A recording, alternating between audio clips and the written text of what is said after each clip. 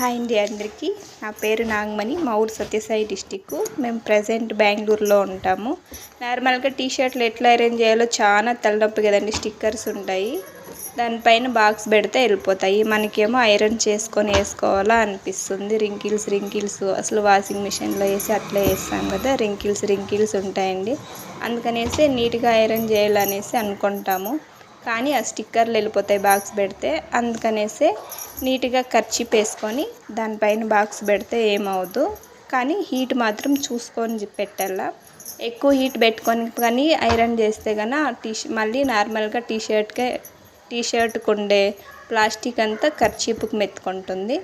దానికనేసి పైన కర్చీప్ వేసుకొని ఐరన్ చేయాల. నా ఛానల్ కానీ నచ్చితే ప్లీజ్ సపోర్ట్ మీ, షేర్ చేయండి, సబ్స్క్రైబ్ చేయండి, లైక్ చేయండి.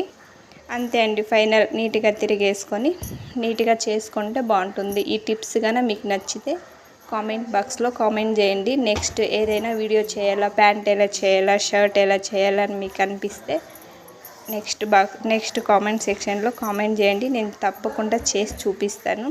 చూడండి ఫైనల్ లుక్ ఎట్లుంటుందో.